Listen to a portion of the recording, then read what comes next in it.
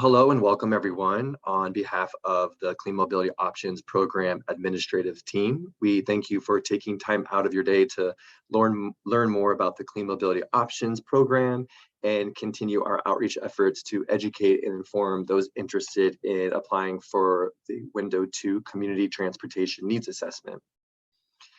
We will wait just a couple more minutes as we kind of are getting a couple more people coming on, but why don't I just move ahead?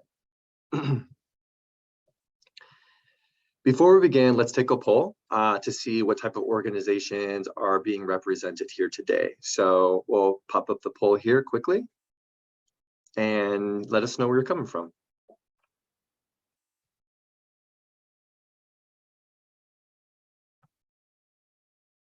So what type of organization are you representing today?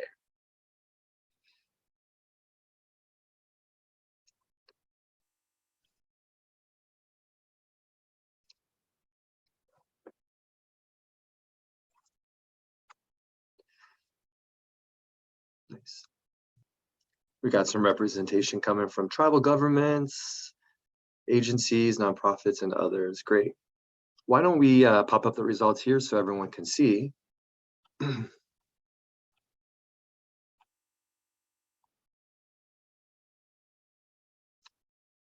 And it looks like we've got quite a bit of attendees from both the nonprofit sector as well as government and transit agencies. Great. And again, thank you all for participating during today's webinar.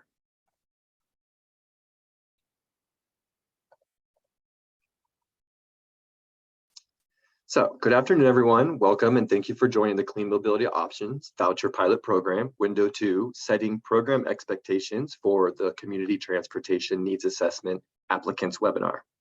That is a handful, that is a mouthful. This is the third presentation in a series of webinars events we are hosting to provide guidance and for you to learn more about expectations for the CTNA voucher funding applicants.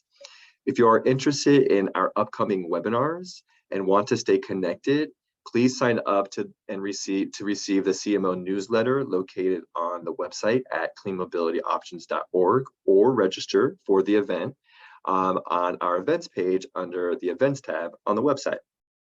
Our next webinar will cover phase 1 mobility project voucher application walkthrough with an upcoming date to be announced. For now, I just want to go over some quick logistics. So reminder that this is being recorded and will be available on the cleanmobilityoptions.org website, along with a PDF version of the slide deck and a Q&A reference sheet for all your great questions today. That'll all be posted on the website within a week. We will be using the Zoom webinar raise hand question and answer box to facilitate comments and questions with the CMO administrative team answering your questions in real time. So make sure to use the Q&A box at the bottom of your screen or wherever you have the bar, and refrain from using the chat as we want to capture all the questions. Also, we will provide up to 5 minutes of verbal questions throughout the webinar. We do have a lot of slides to cover and ask to limit the questions to 1 per minute. So those that would like to ask questions have the opportunity. Again, thank you all for attending today's Clean Mobility Options webinar. I'm Mateo Henderson here and part of the program administrative team. I'm also here along with my colleague Joey Juhas-Lukomski from Shared Use Mobility Center. And we both look forward to helping set some program expectations for all of you CTNA applicants during this webinar. So in this webinar, we will begin with a CMO program overview for those unfamiliar with the program. We'll follow up with steps on the application and voucher agreement execution process, then review the voucher redemption requirements. Following the reimbursement, we will provide an overview of CTNA project onboarding steps and detailed explanation on implementing a needs assessment, and then go directly into the various reporting requirements and how to complete a CTNA. Lastly, we will highlight the Clean Mobility Equity Alliance.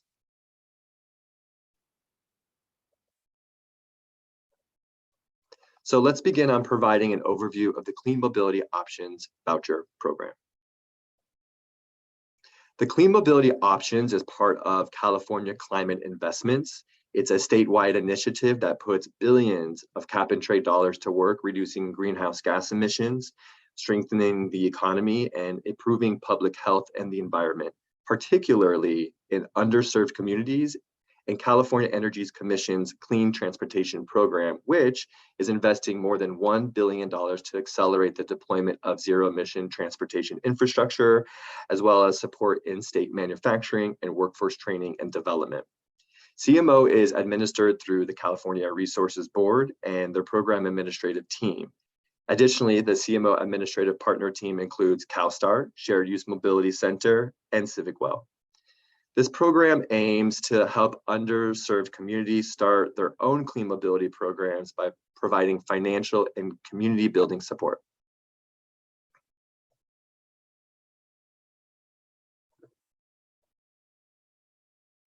CMO was created out of an effort to address barriers of clean transportation access for low-income and disadvantaged California communities that were identified in the Senate Bill 350 barrier study commissioned by the California Energy Commissions. This program aims to improve access to clean mobility options that are safe, reliable, convenient, and affordable to communities throughout the state. It aims to increase mobility options for low-income and disadvantaged communities by filling gaps in existing transit services, offering first and last mile connection, offering greater mobility option in areas underserved by transit, and offer greater flexibility in location, in time, and direction of trips where there is limited or no access to transit. The program aims to reduce greenhouse gases and pollutants and improve air quality. The program also aims to expand zero-emission vehicle equity and access without the high cost of ownership.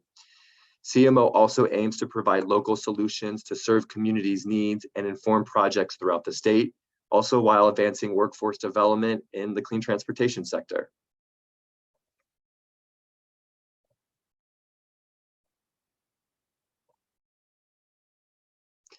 The Clean Mobility Options Program is set to accept community transportation needs assessment applications starting at 9 a.m. Pacific Standard Time on November 2nd, 2022, which will be processed and approved on a first-come, first-served basis.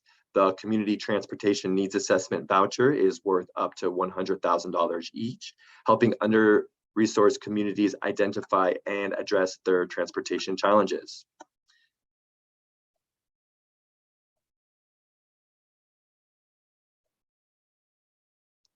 The Community Transportation Needs Assessment, also known as CTNA, is intended to help identify and evaluate transportation needs and gaps in your community. It also is an opportunity to educate residents on new service models that they may be unfamiliar with and to help them understand better transportation options. A needs assessment also empowers community members to be a part of the decision-making process and facilitate a sense of ownership in the project, a key factor in transportation equity. Funding is specifically for applicants to conduct a community transportation needs assessment. It is designed to help get you ready to apply for a mobility project voucher in a future application round. If awarded CTNA funding, awardees must successfully complete a transportation access data analysis, conduct community engagement activities, and develop a final summary report. All these CTNA requirements will be described in depth in upcoming slides, but for now, it's important to know that this is what is expected to complete a needs assessment.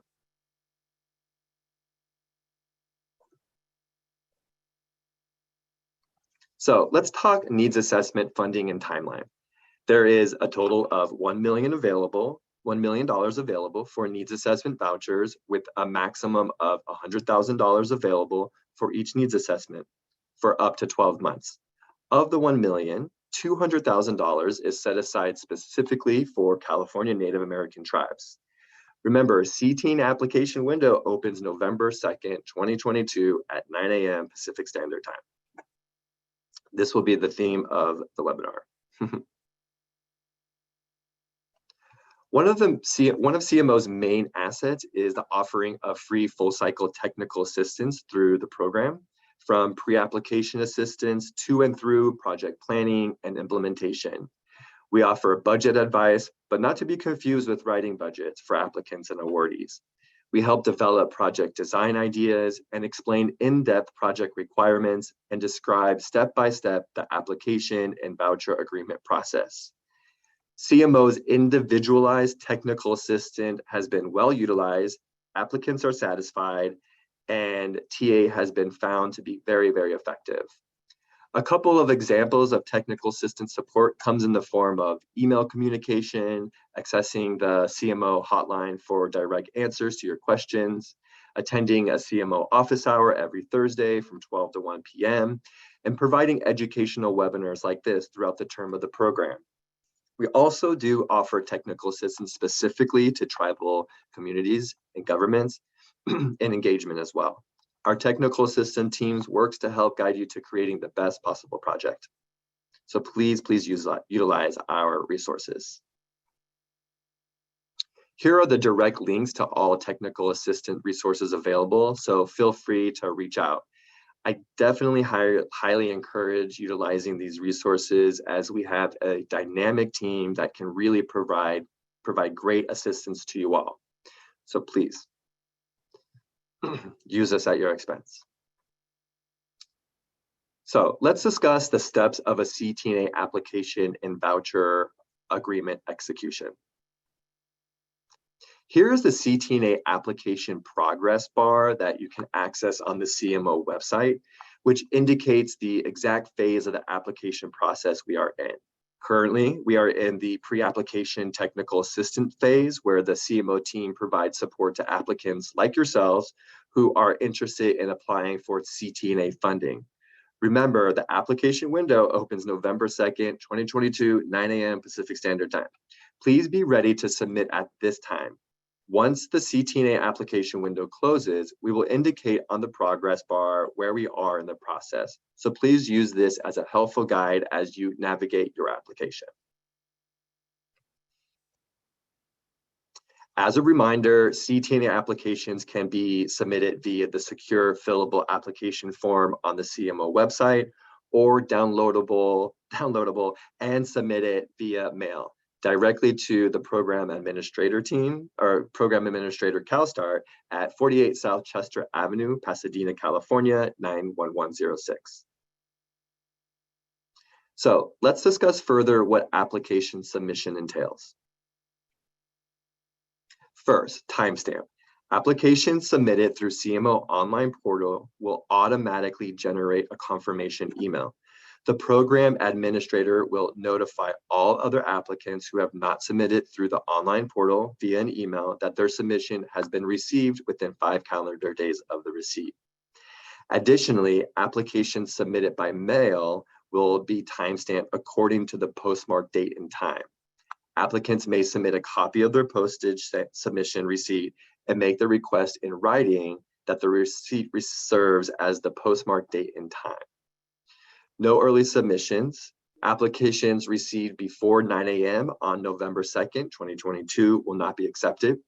The CMO online portal allows you to save progress while completing the application, return to complete it at a later time, and then also share the application among team members. Applicants will need to manually submit application on the date and time announced. The submit function will be enabled once the application window opens. So please remember that. No incomplete submissions. So submitting application must be completed with all required documents to be evaluated. Also, applications that do not meet minimal eligibility criteria will be rejected. Rejected applications may be reviewed and resubmitted within the same submission window. However, the initial recording timestamp will no longer be valid and a new one will be indicated. Unlike other solicitations for low carbon transportation initiative fundings, this program is a non-competitive grant application process for scoring and granting. So applicants are reviewed and approved on a first come, first served basis in order of timestamp until funds are exhausted. If the number of applications submitted on the first day exceeds the funding amount, it will then trigger a randomization process. This non-competitive application process is intended to lower barriers for clean mobility, funding in underserved communities. We will later dive deeper into the application, the randomization, and waitlist process in the event of oversubscription, but for now, this is just to provide you a brief overview. Here is a clear timeline of the application process dates. So, on Wednesday, November 2nd, 2022, everyone knows that date and time, CTNA at 9 a.m., CTNA applications will open. Applications received after 11:59 p.m. on November 2nd will be waitlisted in the order in which they were received. The waitlist will be available until application window closes on December 7th, 2022. However, on Friday, November 9th, 2022, the commissioning of randomization will occur if oversubscription occurs. This process is for all applications that made it in by 11:59 p.m., leaving a week-long window for any mail-in ballots. This process also includes posting the final process list following inputting onto the CMO website of what the final process list will be. So here's the process for evaluating and awarding applicants. Number one, applications are reviewed for completeness as they come in. Our technical assistance team will help ensure that you've submitted a complete application that is eligible for review. Applications may be revised and resubmitted within the same submission window. Again, however, your initial recorded timestamp will no longer be valid, which I mentioned earlier. Second, the CMO program has included a grace period for eligible applicants. During this time, application evaluation occurs after the submission period closes, with the opportunity to provide minor clarifications such as clerical errors and miscalculations upon the administrative team's request without losing your timestamp, different than what I had mentioned before. However, applicants must submit their clarification documents or modified application within 5 calendar days of receipt of their clarification notice. Number 3, after the evaluation process has been completed for eligible applicants and the grace period has ended, the program administrative team will send a notification of intent to award. This notice will be within 60 days after the submission window closes, so about 2 months.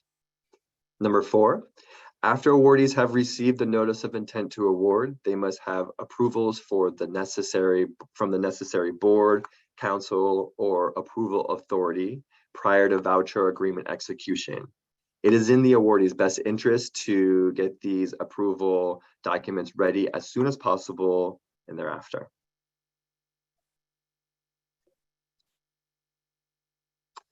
Provided here is an additional visual timeline of how to view the application process from submission, evaluation, to notice of award and voucher agreement execution, all taking up to about 5 months to complete.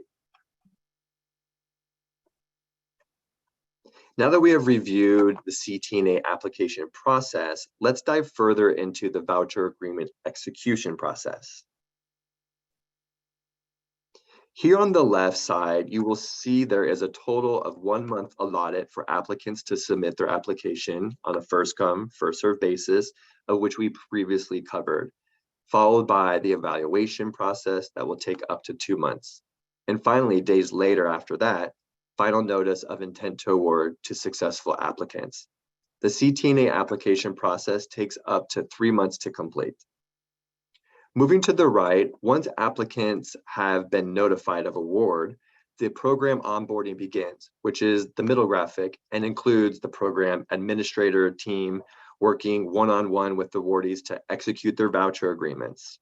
Additionally, awardees will work with the admin team to be deemed insurance compliant, which after compliant then leads into program orientation, which includes kickoff meetings, attending trainings, and continuing technical assistance.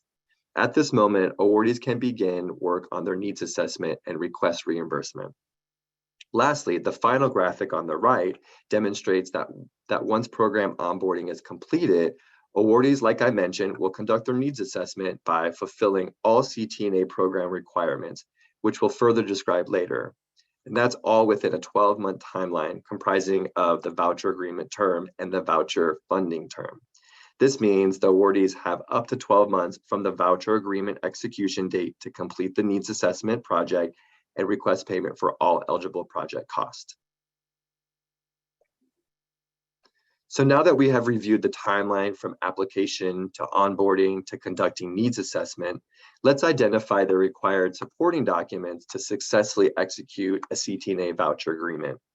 First, you will need to submit a project milestone schedule, which provides an estimate timeline of all project activities and steps needed to implement your needs assessment. This schedule includes data collection, data analysis, holding community engagement events, and developing reports. Second, you will need to submit an approved resolution from your governing board that commits your agency or organization to comply with program requirements established in the terms and conditions of the voucher agreement. One thing to mention is that the voucher agreement terms and conditions are non-negotiable. And third, awardees and subcontractors will need to sign and submit a conflict of interest form and a confidentiality agreement prior to executing the voucher agreement. So similar to general awardees, tribal governments will need to submit project milestones, approve resolutions, sign conflict of interest and confidentiality agreements. Additionally, tribal governments will need to submit limited waiver of sovereign immunity, and as applicable, obtain Bureau of Indian Affairs consent form. If you have any questions regarding the submission of supporting documents prior to voucher agreement execution, by all means, please reach out if you are deemed awarded. So I'm going to stop right here and provide us with about 5 minutes of question and answers, and the PA team will hop in and help answer questions as well. So please ask away.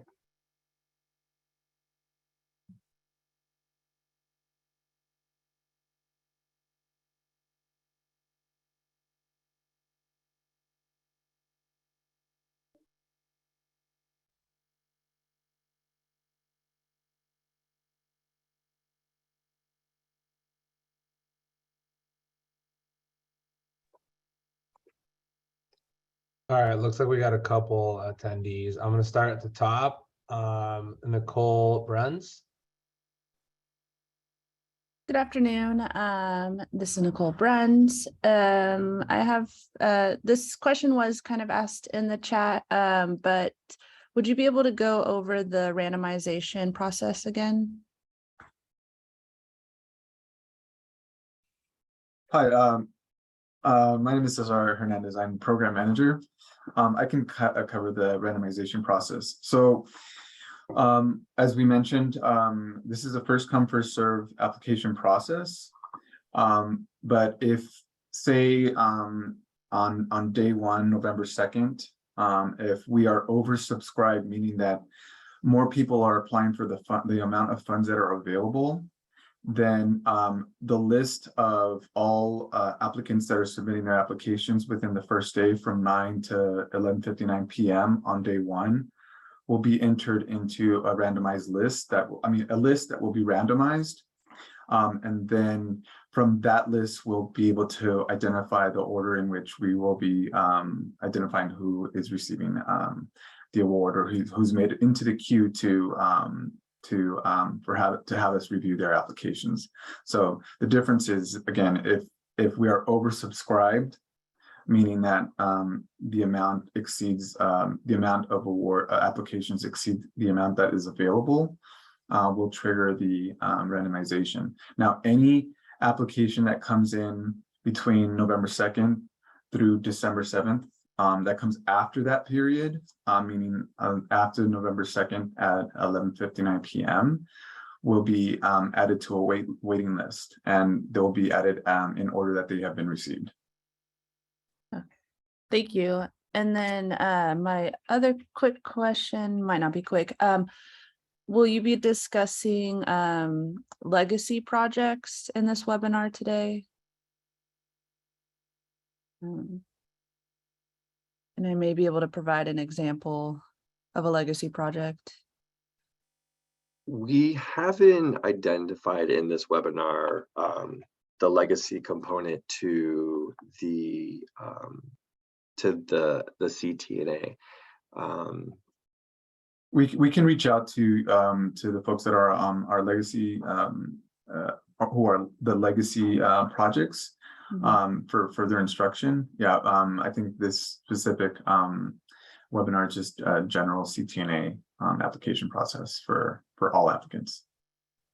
Okay, thank you. One thing that I will mention is that the previous Window 1 CTNA awardees final summary reports are located on our website. So more than happy to go to, or I would definitely guide you to going to the website and reviewing some of those projects that they have had. We also have a Window 1 kind of like community CTNA celebration that we hosted last year that that some of the awardees had provided and presented their findings through their data analysis and community engagement. That's public as well. So in the follow-up email, you know what I'll do is I'll definitely include some of those links so that you have them more accessible. But you know, some of the past projects are you know, LEAP and I'm trying to think of other ones off the top of my head, but you know, there was 24 Window 1 CTNA awardees, and you can view all of those online as well, and they're pretty well detailed in their summary report. So I think that will help. Thank you. Sure. All right, we don't have too much time, but we have two more speakers. All right. If we can go to LaDonna Williams. Yes, good morning or good afternoon, LaDonna Williams, all positive as possible. Well, first of all, not a whole lot of time left for obviously public input. If you're saying you've just got a few minutes left and you've only given 5 minutes to Q&A for community to ask these questions. But throughout your presentation, you continually mention underserved communities, disadvantaged communities, yet this process is still very confusing. How does this voucher program connect with the other previous clean transportation programs that we keep hearing this is supposed to include disadvantaged and underserved, yet you guys are throwing together these programs and communities that have been left out is forced to try to figure out the process. And especially when you say first come, first serve. If many of our communities, meaning these specific underserved, historically disadvantaged, underserved or ignored communities that are poor and large percentage of Black folks, African Americans or Black Americans that have not had access to this voucher system or these resources, yet you continue to do this first come, first serve basis. How then, and I heard him explain if it's oversubscribed or too many people, I guess, sign on, it will trigger some sort of random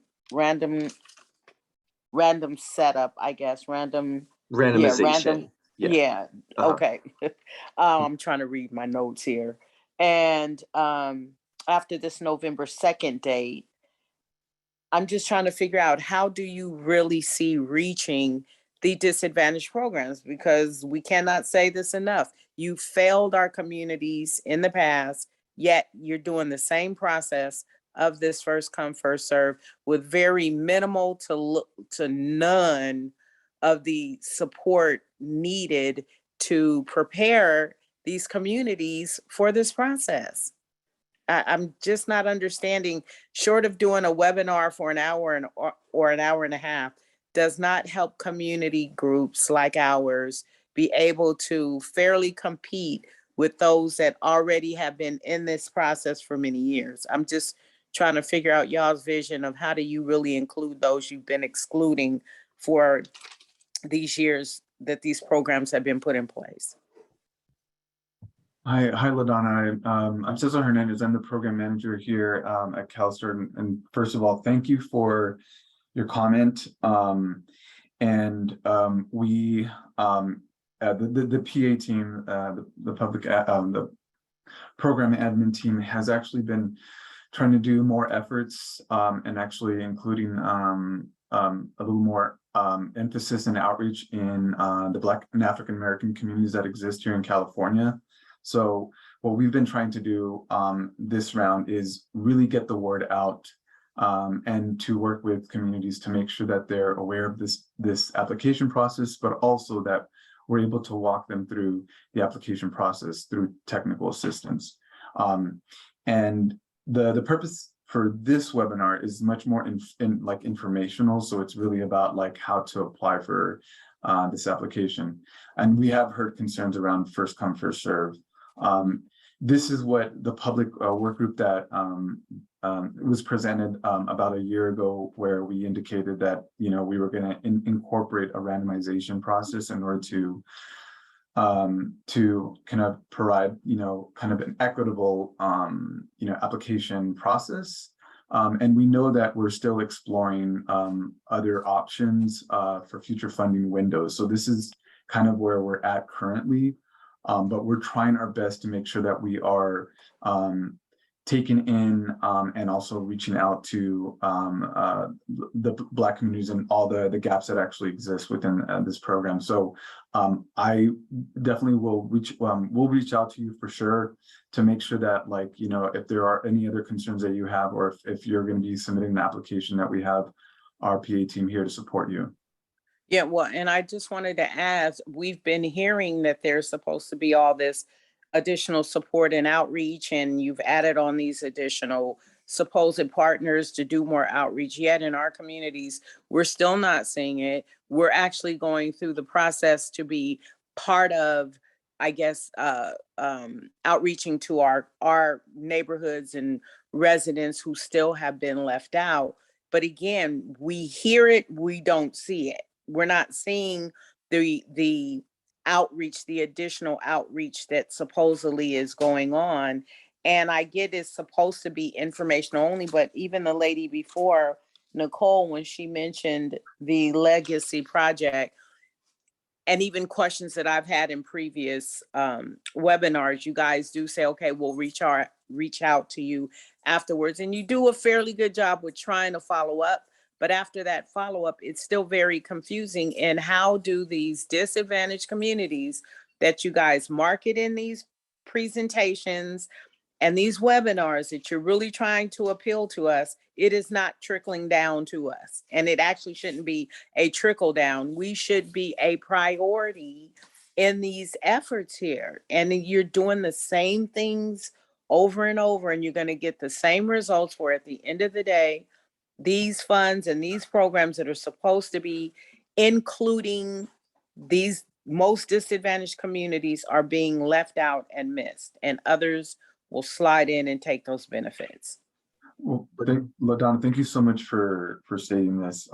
We are going to make a concerted effort to work with you and invite you into the process. I think that, you know, the team is really like here to help support. Like I've been in some of the meetings as we're working with, you know, applicants. So we will have to move on from the Q&A just to kind of proceed with the presentation, but we will definitely be reaching out to you to see how we can actually make this better. And thank you for your comment. And I just, thank you. And I just wanted to highlight one thing that LaDonna, we do have our regional information sessions. So one first kind of fast acting opportunity would, you know, be to provide us with some contacts in your community, if your community or communities that you know are interested in applying for a mobility project voucher or community transportation needs assessment. And what we end up doing is really bringing in the stakeholders, community-based organizations together and helping identify partnerships and connect other organizations to one another to help build some type of project idea, project design for the needs assessment or the mobility project voucher. I find that to be one of the best and most useful tools that we have, among others, where basically if we can help get like a group of people together, sometimes it's 5 people, sometimes it's over 15 to 20, and there's just really great conversation and a lot of networking that happens, and that's where a lot of the kind of information is sifted out and project ideas begin between community organizations and stakeholders.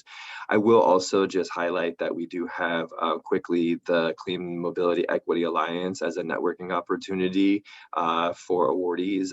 We're also looking to kind of expand that as well. So there are a lot of opportunities, and I understand your frustration, and we are working very hard to work through some of these gaps that we have and really fill them in. So this input that you provided is very, very useful, and it will be taken very seriously, as we are a voucher pilot program, and we're always looking for input in public work groups. So I'm going to stop there. And just want to thank everyone for their questions, and let's continue kind of going through the rest of the presentation.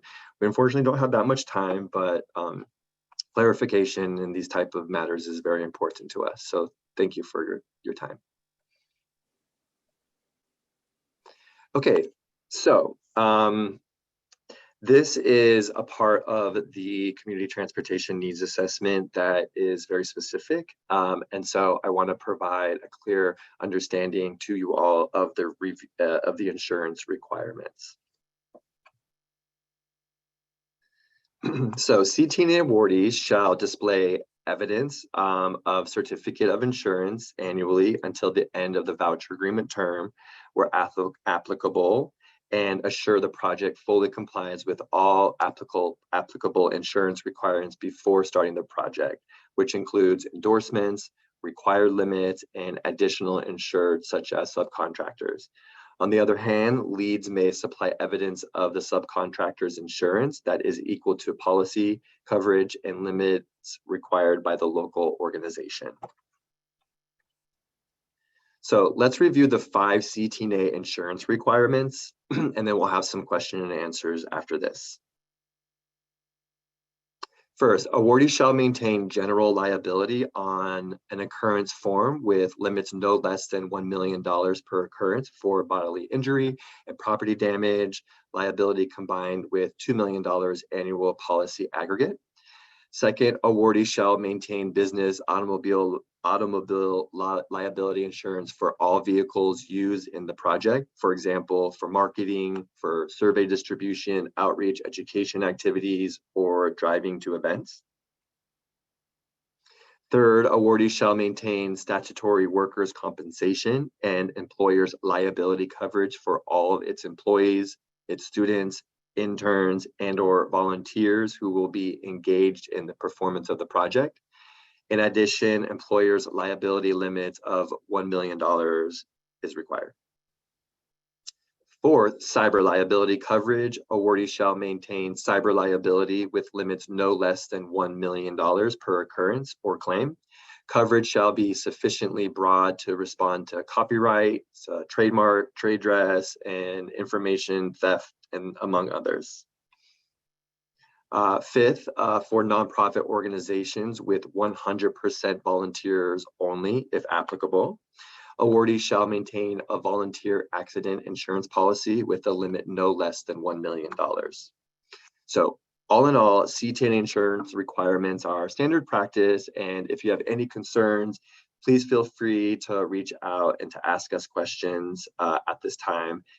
However, we will limit this to 5 minutes, but we just wanted to stop there because this seems to be quite a conversation piece.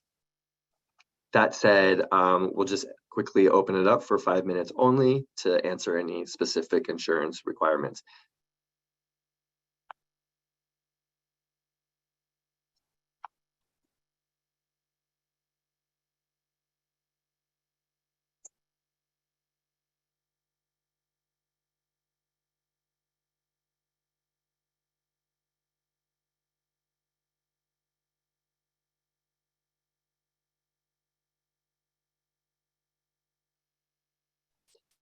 Okay, so I'm surprised, but let's move on. If there are any insurance questions, by all means, just add it into the Q&A and we can definitely answer them. Okay.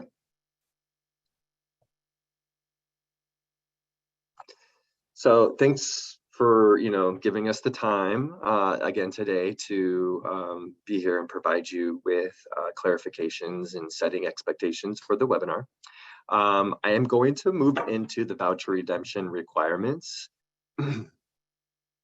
Okay, so let's discuss the CTNA voucher redemption process, also known as getting reimbursed.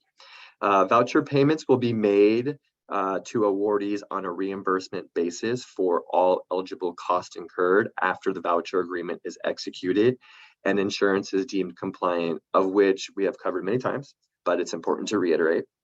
So what is a voucher? A voucher is a type of contract that serves as a promise of payment. A voucher-based funding is different from grant funding, so you don't receive the funds up front.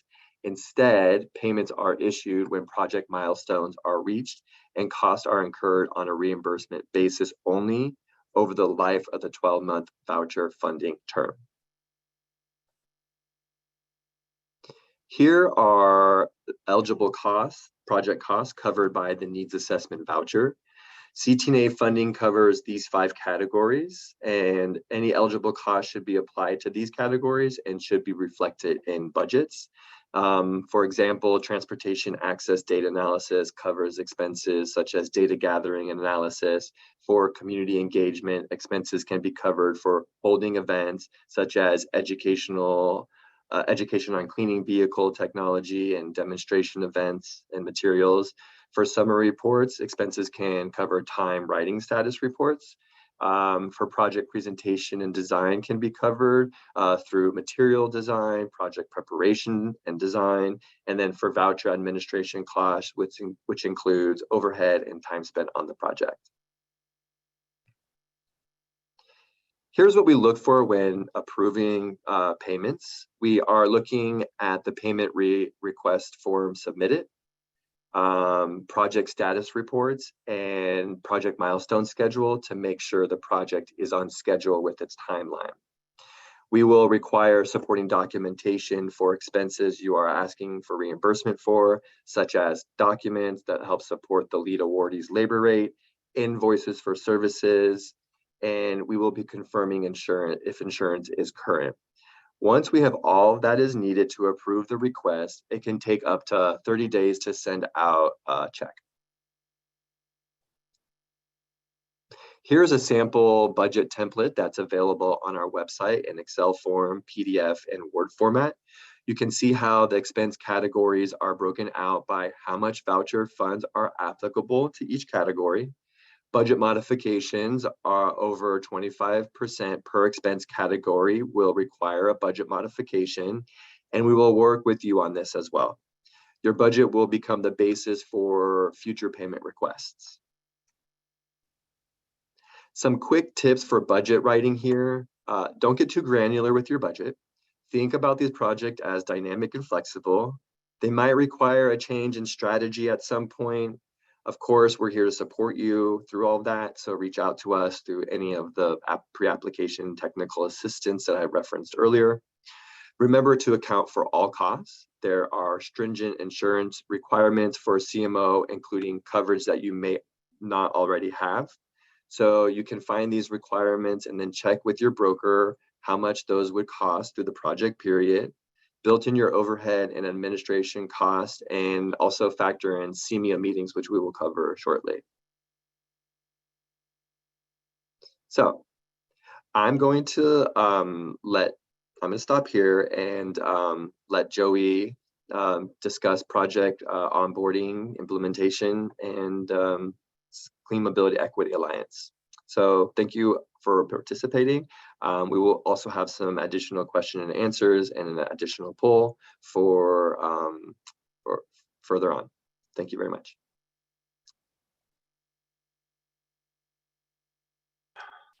All right, can everyone hear me? Thank you, Mateo, so much. My name is Joey Uhazlikomsky. I'm a program associate at the Shared Use Mobility Center. I use he, him pronouns, and I'm here to talk about the project itself. So I might be talking in a way, I might be saying you, and this is sort of like, you imagine yourself as the awardee. So just taking that into context. So once an awardee has executed their voucher and basically met all the requirements that Mateo was talking about and signed the contract with the PA team, we'll then start the onboarding process so you can get right to work on the needs assessment. And let's get into that, what that looks like right now.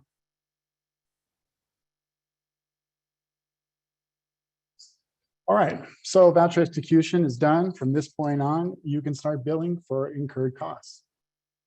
And the first thing that the technical assistance team will do is schedule a kickoff meeting with an awardee. Here you'll meet the team that will support you throughout your project in ways that we'll be talking about in a few minutes. And then you'll also meet one key individual who will be your cohort facilitator, who you'll be introduced to in this kickoff meeting, and that will be your main point of contact to reach out to for technical assistance.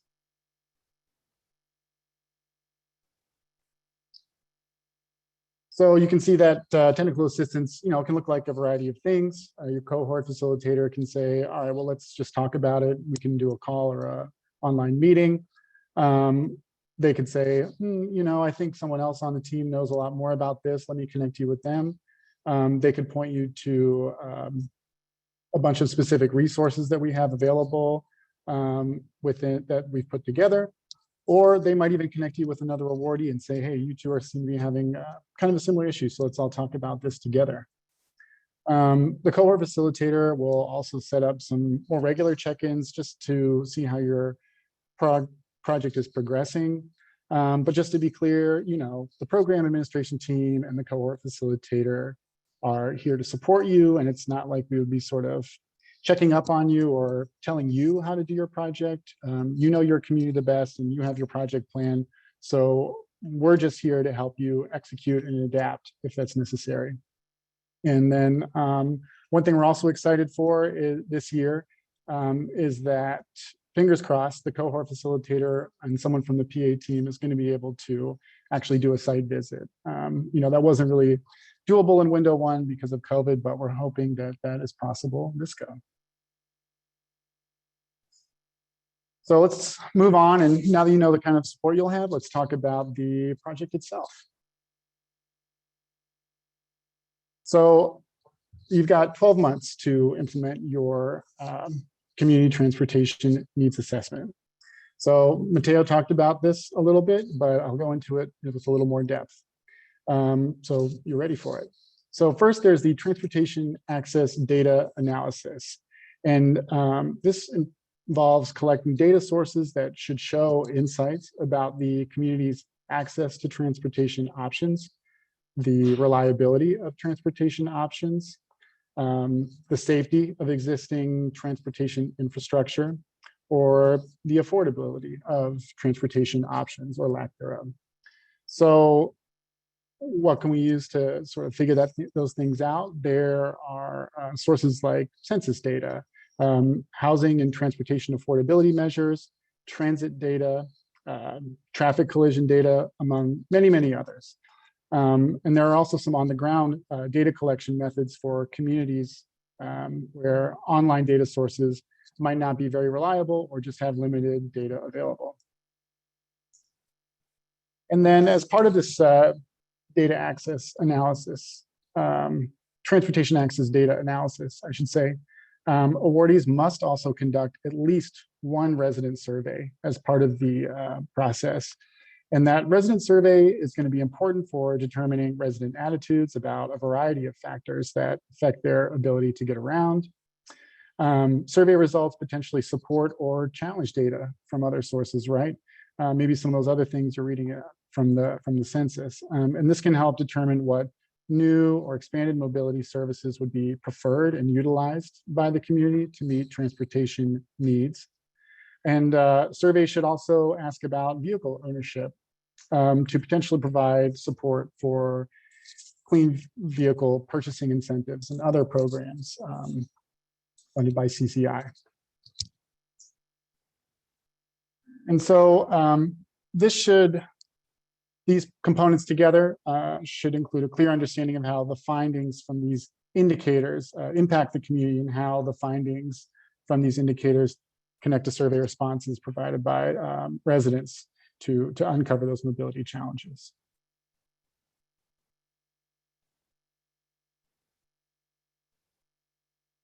Okay, moving on. The awardees must also conduct at least 2 community engagement activities during their community transportation needs assessment. But certainly you're welcome to do more than that. Engagement activities include things like house visits, focus groups, online or social media engagement, tabling at local events, door-to-door outreach, another survey perhaps beyond that initial resident survey. And to be clear on that, these engagement activities are not the same thing as just doing engagement around collecting survey results from that first initial survey, right? These are going to be more about conversations with community members. So these events should also include educational components about zero emission transportation options, and should include reporting back to the community as well about some of the findings that you're seeing from that transportation access data analysis, those data sources, and also the survey. So just checking in on what you're sort of hearing and seeing if that tracks with community members. And then the last required component is going to be the final summary report.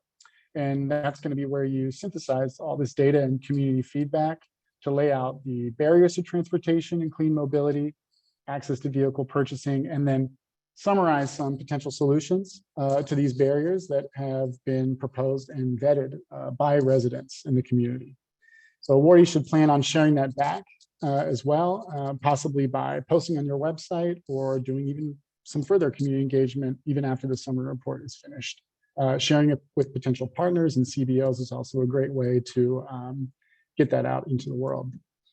And then lastly, an optional component is project design, where you could more fully sort of put together a project in anticipation of applying for like a mobility project voucher, and that would be a CMO eligible zero emission shared mobility project. So throughout this process, there are some reporting requirements. I think they're pretty light, but let's go into them now and see how everyone feels. So throughout the 12-month project term, awardees must complete at least one biannual status report every 6 months. So probably that's only going to be once during the voucher term. And that sort of halfway report is going to include any job creation data. So any jobs that have been created through the CMO voucher funding, in community engagement reporting, where you'll sort of list how many folks you're engaging through your community engagement activities, but also some of the goals, some of the things maybe you've heard, date and time and location, stuff like that. And then there'll be a milestone update as well. So you remember Mateo was talking about those milestones as something that you set out at the beginning of your project. And basically, you'll be checking in on the progress of those milestones in that report.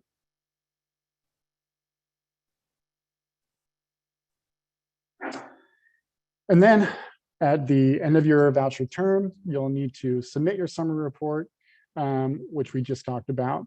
The same job creation, sort of like a final job creation form, a final community engagement form, And we'll also ask you to submit sort of the full results of your survey response data from your resident survey. And you can usually just attach that like as an appendix to your report. And then other things that we'll ask for, there'll be a gift incentive distribution log. We'll talk about this, when you're awarded. It basically tracks the incentives that you give out during your needs assessment. We'll make sure you see that early on if you're awarded, so it doesn't come as a surprise. And then naturally, we'll want feedback for this pilot program. So there will be a program satisfaction survey at the end where you can share your thoughts on CMO, although we do have other forums to do that as well.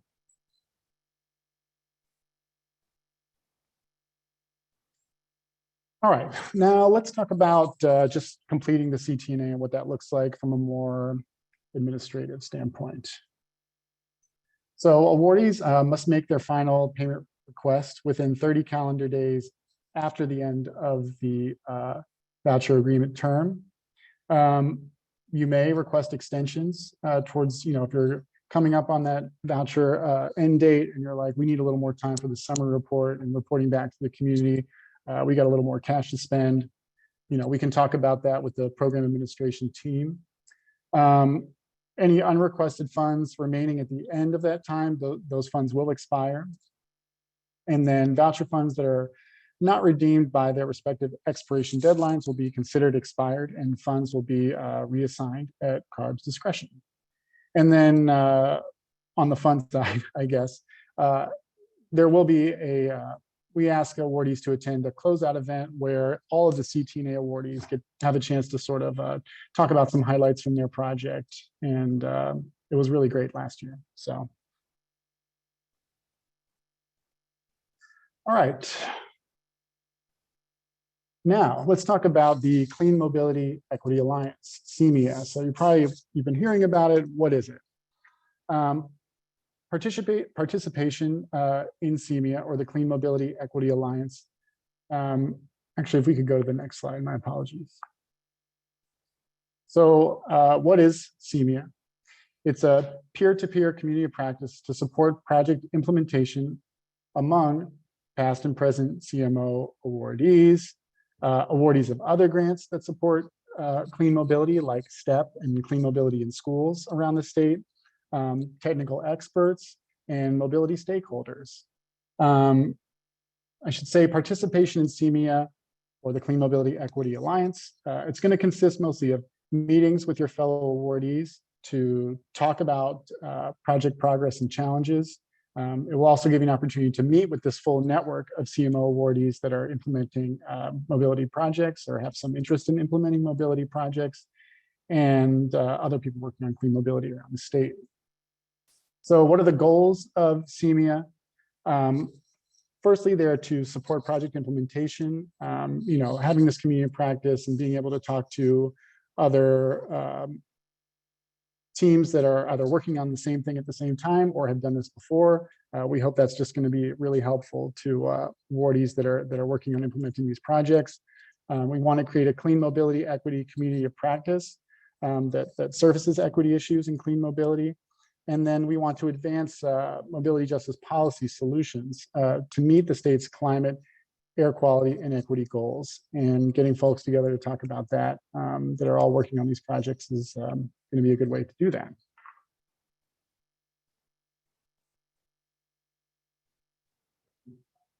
Okay, so what does that mean for you if you're a CTNA awardee? There's going to be some required virtual meetings in which you can just connect with the other needs assessment awardees and also the greater Clean Mobility Equity Alliance network. There will also be optional virtual or in-person trainings on topics that would support your process as far as your project implementation. And then you would also be welcome to join meetings that might be sort of in service of other projects, but you could go there to learn or contribute. So here's a place too where you can do some networking and advocating within a statewide group. And one thing that we're putting together is an annual in-person convening of this network. So that's what it's going to look like for you, I think, throughout the course of that year.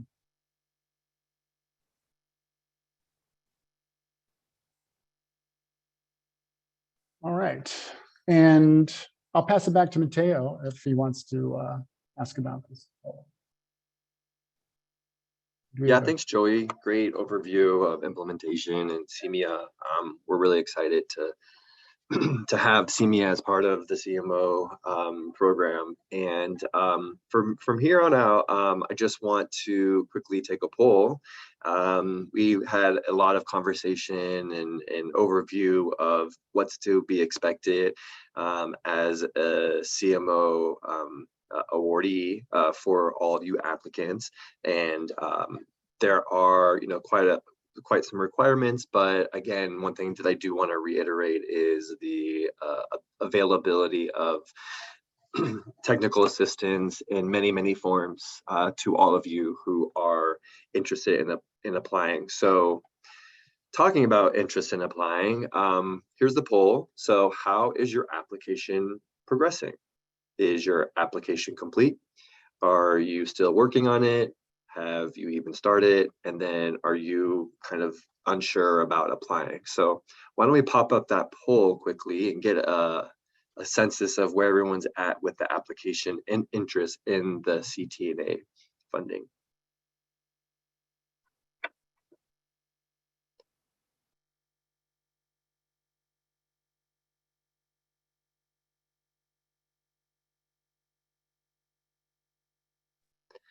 I think for some reason that's the wrong poll. I'm not sure what happened, but maybe we can pop in the real poll.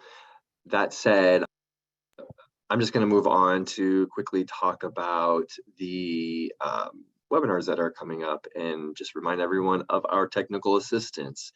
Again, the Clean Mobility Options Voucher Pilot Program is very focused on technical assistance to all pollutant burden communities and communities, disadvantaged communities, low income communities. And we obviously want to work with all of these communities in applying for the needs assessment. So like we had mentioned earlier, and like I mentioned just recently, that we have our technical assistance. And again, this is such a great way to really connect with the program administrative team and have one-on-one conversations by completing our online form. One thing that I will always mention is giving us a call, but more importantly, the information sessions are very useful in bringing together different organizations and community-based organizations and transit agencies to identify partnerships and develop either a needs assessment or a mobility project voucher. And then obviously I do want to hone in again one more time on the CMO Thursday office hours from 12 p.m. to 1 p.m. Again, this is an opportunity for any of you interested in just asking us questions face to face. Sometimes there's really good questions that other potential applicants are asking, so their question may answer your question. So anyways, just wanted to provide that overview again one more time as we close out this webinar. That said, one other thing that we do have coming up is a couple more webinars. One is the MPV application part 1 walkthrough. We've got the part 2 walkthrough, and then so on and so on. So just wanted to provide an overview of that as well. At this moment, we will be taking some questions. We have quite a bit of time left. And from that, please ask questions and hopefully we can answer them. And if not, then we can end. But would love to hear people's input, experience with what they're currently experiencing with the application, and any clarifications that you need based off of the information that we delivered to you today. Hi, Matteo. Lisa had her hand up from the earlier, so let's just go with her, and then we'll follow with Russell.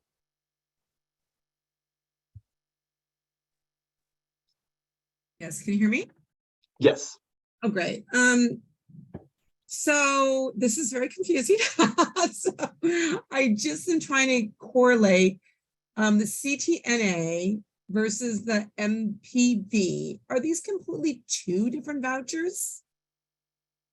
Yes, one thing that I'll recommend quickly is that we have on our website the overview of the introduction webinar, which provides the program overview of both the community transportation needs assessment, which is a $1 million grant and awards awardees up to $100,000 for a 12-month term. And a needs assessment is identifying transportation gaps in the community.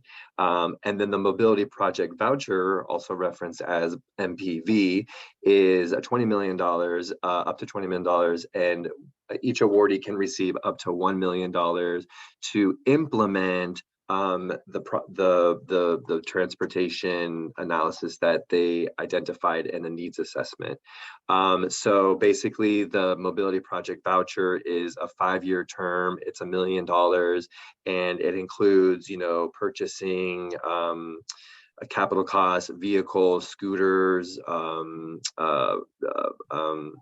ride on demand, mid-size vans, and so that's the other program that we have. So we have the community transportation needs assessment, $100,000, up to $100,000, 12-month mobility project voucher, up to $1 million for a 5-year funding term or project. Okay, so thank you for that, but I Sure. still have follow-up questions because Okay. I think it's confusing because the implementation manual states one thing. It's a CMA, right? Community mobility. What is that? If I have it open, hold on. I thought I did. The CMO implementation manual is what it's identified as. Or is that not true? I am not. You guys sent this to me in a. So the CMO implementation thing. manual. Yeah, the CMO implementation manual is the Clean Mobility Options Implementation Manual, which identifies all the requirements, terms, and conditions for the entire program. Both identified are the Community Transportation Needs Assessment, which we reviewed today, and which I explained is the $100,000 for 12 months, and then the Mobility Project Voucher for up to $1 million for 5 years project term. So the implementation manual is just a reference manual to understand further the requirements for both of the funding programs. Okay, so then the program's called the Clean Mobility Options. Okay, yeah. Yes. And then in that, you've got 2 different voucher programs. Yes. One is the mobility and one is the needs assessment. One is the mobility project voucher, which is the implementation of the transportation gaps that I identified in a needs assessment or in a community. So basically, a community develops and understands all the transportation gaps within the eligible project area. That community will then apply for a mobility project voucher, and if funding received, they'll receive up to $1 million to implement. Say their residents have identified that the best way to commute through the neighborhood or through the community is through scooters. So they'll use scooters. They'll purchase scooters docking stations or bike. That part, I think I was just trying to get clarity on the framework associated with the implementation manual is identified, and versus the way today's meeting is emphasizing. So I was just trying to make sure they weren't completely separate, because it gets confusing. So for whatever it's worth, I think it'd be important to kind of highlight the real name of the project, or the real name of the program, so that these independent meetings that you guys are trying to use for educational purposes aren't misleading somebody that might not have the overall aspects, for whatever it's worth. But thank you. Yes, thank you. Yeah. So again, the Clean Mobility Options Voucher Pilot Program, it funds two programs, Community Transportation Needs Assessment and Mobility Project Voucher. But yes, thank you for that input. We'll definitely clarify that moving forward. But this webinar was really just to offer applicants an understanding of what would be expected if they were to be awarded funding for the Community Transportation Needs Assessment. voucher. And that part I got. I think where it fell short, I was thinking, man, I'm only going to get $100,000 for all this work, you know. And so I just wanted to say that was kind of my first takeaway, which is why I was super confused. Got it. So for whatever, that was my takeaway. So thank you for the great feedback. I appreciate it. Thank you. Before we go to Russell Teal, I think Ava here might have some input or comments. Yeah, just very quick. Hi, Lisa and everyone on the webinar today. Just quickly want to mention that you can find everything about mobility project voucher in chapter 1 of the implementation manual, and community needs assessment vouchers is on chapter 2 of the implementation manual. So this program, as Matteo mentioned, funds 2 types of vouchers, not necessarily 2 types of program, I would say, but these 2 types of vouchers, MPV is in chapter 1, CTNA is in chapter 2, all the requirements, funding, eligible costs, everything you need to know about these 2 types of vouchers are in the implementation manual. And the manual is on the website. You can find it under application materials. Thanks. Thank you, Ava. Russell? Hi, Matteo. Nice to see you. And hi, Russ. Crystal was very helpful in answering my questions. But can we submit the letters of support and commitment when the update is released later this week to see if they are compliant before November 2nd?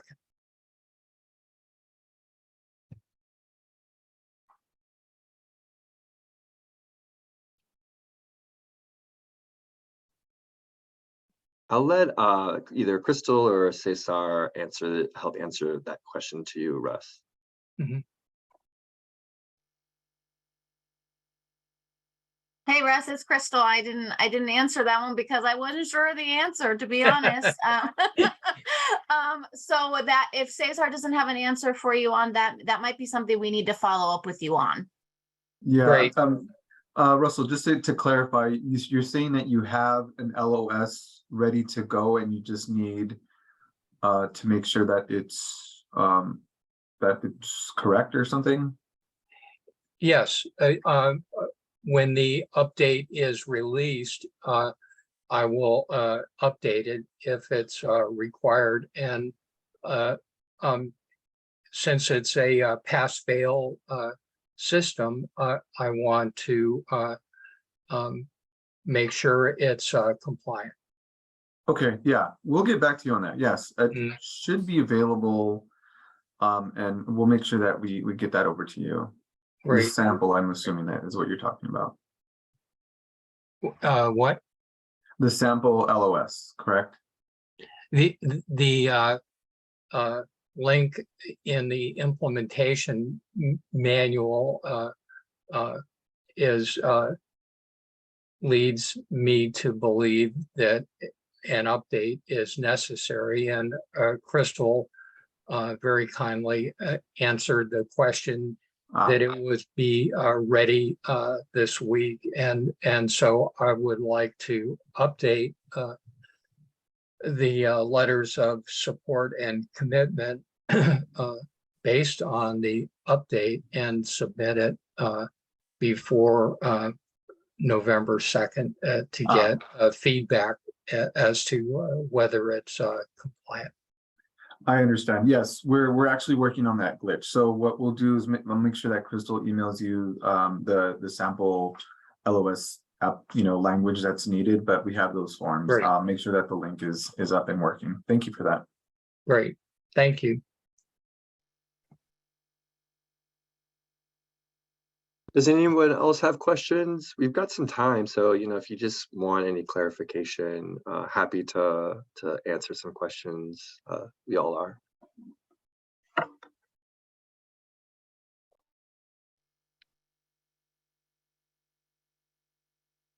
Looks like Nicole Bruns has a question.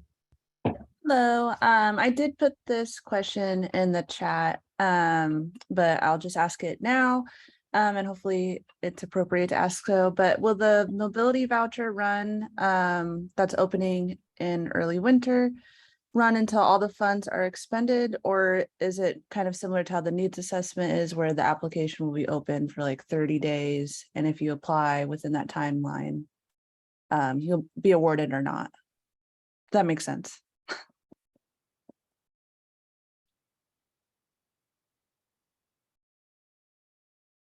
Yeah, to answer your question, yes. I think that the question you're asking is if, so we have a limited amount of funds that will be available this year. So once we reach that cap, the applicants that were made it into the queue, depending on whether it's oversubscribed, will be awarded the amount. So it's basically based on, you know, the cap that we have for this fiscal year. Okay. So just another clarification, being awarded a needs assessment award through this application doesn't necessarily like guarantee that you could be awarded funding through the mobility voucher. That's a good question.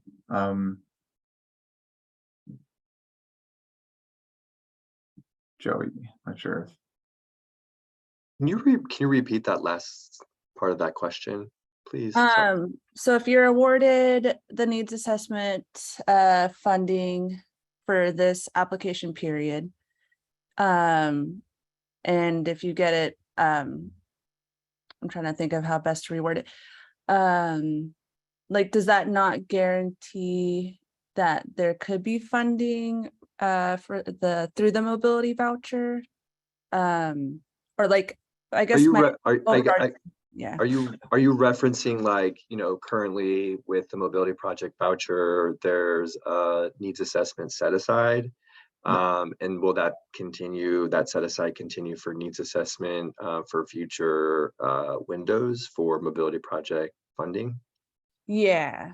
Okay, yeah. Oops, currently we're, you know, we're focused on our window 2 funding, and there may or may not be changes to the program as far as, you know, kind of what our set asides are.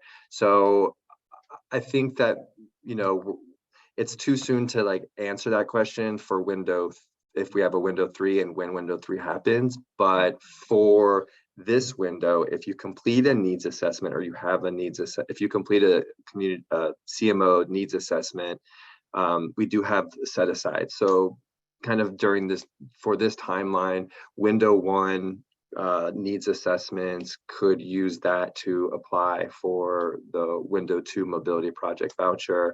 And yes, we do have set asides for the needs assessment in this current window 2 funding. Okay. Future funding is determined based on funding. Okay. So like if following that kind of same idea, like window 2, you would likely, if window 3 opens up that there's funding, you would likely be more likely to apply for that funding. Yeah, like if you apply for the CTNA and you are awarded a CTNA for window 2 and window 3 funding becomes available, you would use your CTNA that you conducted to apply for the mobility project voucher for future funding. Yes. Okay, that clarifies. Thank you. that was a long way to discuss, but we got there. Yeah. Hey, Mateo, I wanted to answer a question from the chat box, if that's all right. Yeah. We've got a good question from Tyler Barton. Are there any networking groups or events occurring for CMO, either for the CTNA voucher or project voucher? And we did also have another attendee ask about, you know, sharing the attendee list, right? So we can't share the attendee list with this big group, but one thing that actually we've had some success with as the PA team has been to connect potential applicants with other folks or teams that are also thinking of applying and maybe working either in a similar geographic region or on maybe a similar mode that they're both thinking about, even someone like a mobility provider. So one place I think that's nice to meet other potential applicants is the office hours, and kind of hear some other questions from other folks as well. And then at our information sessions as well, our regional information sessions have been great for connecting people in this, whether it's a CBO, it's an agency, it's a mobility provider working in the same geographic area, to come together. And we've seen a lot of like, oh, hey, you're thinking about that too, so are we. And then they connect, and that's actually been great for capacity building locally. So, we have some of those coming up, but we're also totally ready to set up more of those. So if that's something you're interested in doing, reach out, and we can kind of get something going in your area, and we'll take care of like promoting it, sharing it out, and it'll be informative.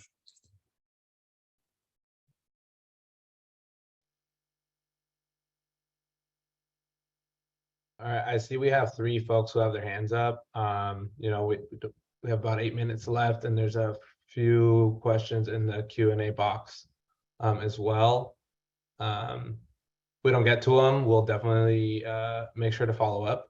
But if Plet Cannon wants to ask this question. Hi, my name is Pia Cannon with Ecology Action. I kind of had a question about the budget. So hopefully it's somewhat of a follow-up and not repetitive.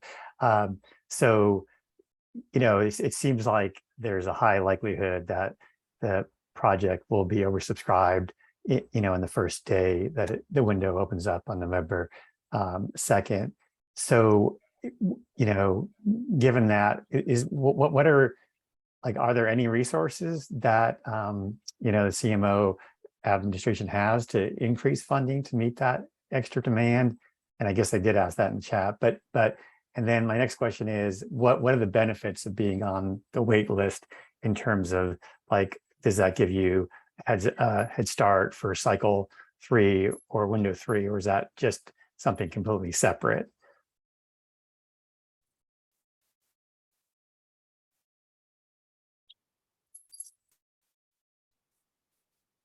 Hi, sorry about that. I can try to answer this question.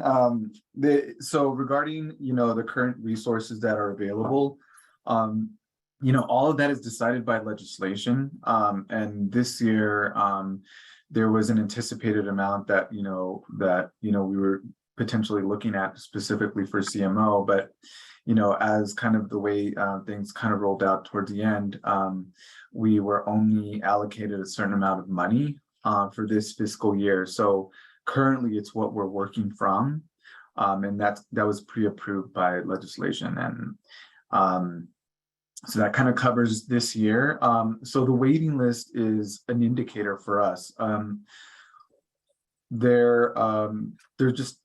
There's many possibilities, and and for the most part, this is something that has to go through public work groups. And generally, that's kind of where announcements are made and public comment is taken into account regarding, what funding can look like next year. So I'd say be on the lookout for that. We can potentially add some of that information when we do a follow-up email around public work groups. But I do recommend for those folks that are here and that are interested in the funding, a lot of times participating and providing your feedback on the needs can definitely help support the work that we're trying to do here. So I think it's part of a way of kind of asking folks to if there's an interest and a need for more funding, that sometimes it's really about having community members really speak up, and most of that is done during the public work groups. So I'd say that looking at future funding, there's potential for future funding, and the waiting list is just a way to capture some of potential future opportunities. We can't really talk through some of that because a lot of that is really just is reliant on whether or not the funding is available through legislators approving budgets, and that's really outside of our hands. I also just wanted to highlight that if you're put on a wait list as an applicant, the waitlist is not to be a discouragement to apply, is what I'm saying. We encourage everyone here to apply. And yes, it will be oversubscribed, and funds will be exhausted, and the randomization will occur, and applicants will be put on a wait list. But there are times where things happen, and to answer your question, you know, if you're on a wait list and potentially someone decides to remove themselves as an awardee after being awarded, then the wait list, those who are waitlisted will then pop into, will be selected as a potential awardee. So there is that aspect of wait list when it comes to the potential of being an awardee. But again, I hesitate to state that, you know, just because there's a wait list doesn't mean you shouldn't apply. You should apply. And again, we encourage you to apply. And the more applications, you know, that we have, the potential for funding in the future based on the demand that we're seeing. So that's also a part of it. Okay, thank you. Sure. Thanks. Also, I just want to answer one last question we have in the chat. It's a good one. An anonymous attendee has asked, does the CTNA MPV project area need to be contiguous for the application to be eligible? The answer is, for the CTNA application, you can do non-contiguous census tracts. And actually, so full disclosure, I was a Window 1 needs assessment awardee, and led a team that was conducting a needs assessment. And we did have some non-contiguous tracks in our project. So we were eligible. But one thing I will say is that it was challenging to sort of connect what could be potentially pretty disparate needs, even within the same city, but kind of separate just neighborhoods. So that's one thing I'll say about that.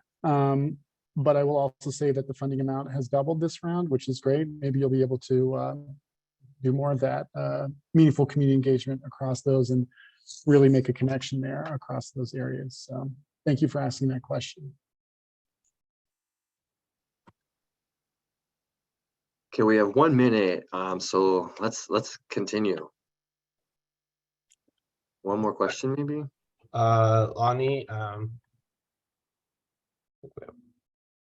about what, I guess, the community engagement and surveys content might look like, or what the expectation might be, because we're looking specifically towards microtransit. And so I'm curious whether the surveys, if it's okay if those surveys are geared towards more like, you know, what microtransit would work for you, or if we should also include some of that like generic transportation needs content and include things about like micromobility, transit, walkability, things like that. That's a great question. I think you need to go into this process sort of mode agnostic, right? Where you're trying to figure out what are the barriers and then what these potential solutions could be as they are expressed by community members and residents in these areas. So what are some good resources for that? We have online on our website under the needs assessment resources. There we've put together some guides for conducting surveys and outreach. There are some surveys with a lot of good sample questions as well. And then of course you can work with the technical assistance team throughout your project to sort of refine your survey and include the questions that you want answered, asked, but you know, starting from a broad and mode agnostic generic kind of baseline is what we'd like to see.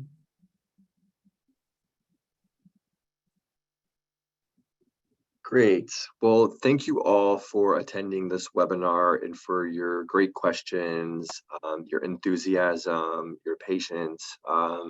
And I just want to say thank you on behalf of the program administrative team. One thing to mention quickly is that the recording, as well as a PDF and the reference sheet to the questions you asked, will be included on our website by next week, so that you still have time to review and and understand the program as you kind of finalize your needs assessment application. Final reminder here is that the needs assessment window will be opening on November 2nd, 2022 at 9 a.m. That said, thank you all for joining. Have a great afternoon. Bye-bye.